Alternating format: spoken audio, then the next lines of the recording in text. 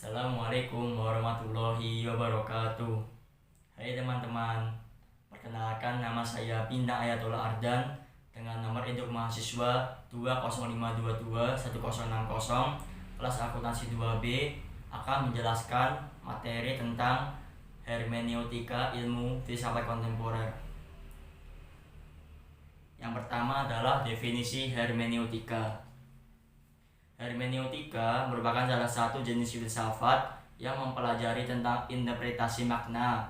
Kata hermeneutik sendiri berasal dari bahasa Yunani hermeneuin yang berarti menafsirkan. Selanjutnya, hermeneutika adalah proses kejiwaan suatu seni untuk menentukan atau merekonstruksi suatu proses batin. Menurut Frederick Schleiermacher tahun 1768 sampai 1834 berbunyi, bukan aku yang berpikir, tapi objektif gaze yang berpikir dalam diriku.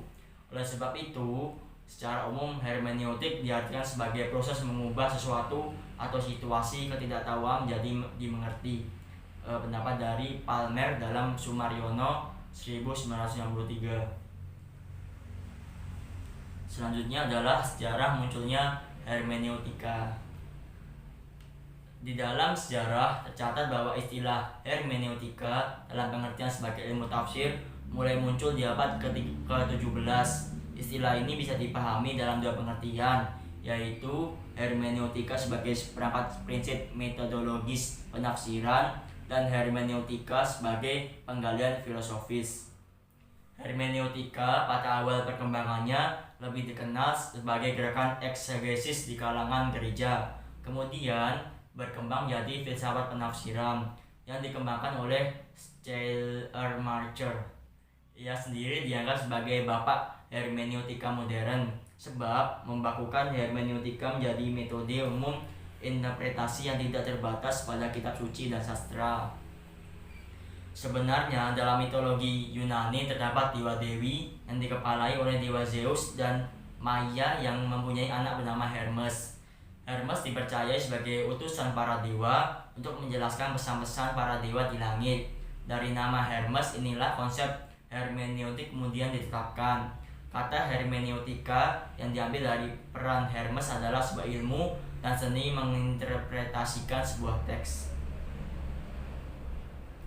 Hermes sendiri diyakini oleh Manichaeisme sebagai nabi. Dalam mitologi Yunani, Hermes dipercaya sebagai anak dewa Zeus dan Maia yang bertugas menyampaikan dan menginterpretasikan pesan-pesan dewa di Gunung Olympus ke dalam bahasa yang dipahami manusia. Hermes mempunyai kaki bersayap dan dikenal dengan Mercurius dalam bahasa Latin. Sosok Hermes ini oleh Sayyid Hussein Nasr kerap diasosiasikan sebagai Nabi Idris alaihissalam.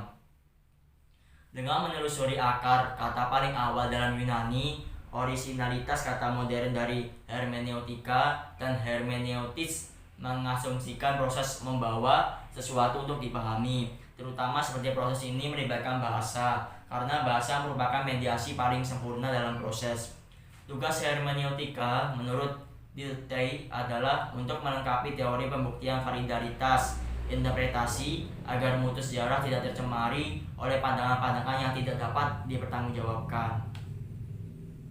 Selanjutnya adalah hermeneutika dalam pemikiran Islam. Agama digunakan sebagai sumber legitimasi nilai tindakan manusia. Sampai kapanpun memang tak terbantahkan kehadiran Tuhan dalam masyarakat yang kemudian disebut oleh Berger sebagai langit suci atau the sacred canopy yang melindungi masyarakat dari situasi ketidakbermaknaan, meaningless, kekacauan, chaos, dan keputusasaan hopeless juga tak terbantahkan. Hermeneutik menurut Hasan Hanafi bukan sekedar ilmu interpretasi, tapi ilmu yang menjelaskan penerimaan wahyu sejak tingkat perkataan hingga tingkat dunia. Prosesnya dari huruf hingga kenyataan, dari logos hingga praksis, dan dari pikiran Tuhan ke kehidupan manusia. Faizur Rahman tahun 1919 sampai 1988 merumuskan hermeneutika semantik terhadap Al-Quran dan kemudian dikenal dengan double movement. Rahman menyebutkan bahwa metode ini merupakan suatu Gerakan ganda, gerakan dari situasi sekarang ke masa Al-Quran diturunkan, kemudian gerakan kembali ke masa sekarang. Selanjutnya Rahman menyarankan pertama, gerakan dari situasi sekarang ke masa Al-Quran diturunkan.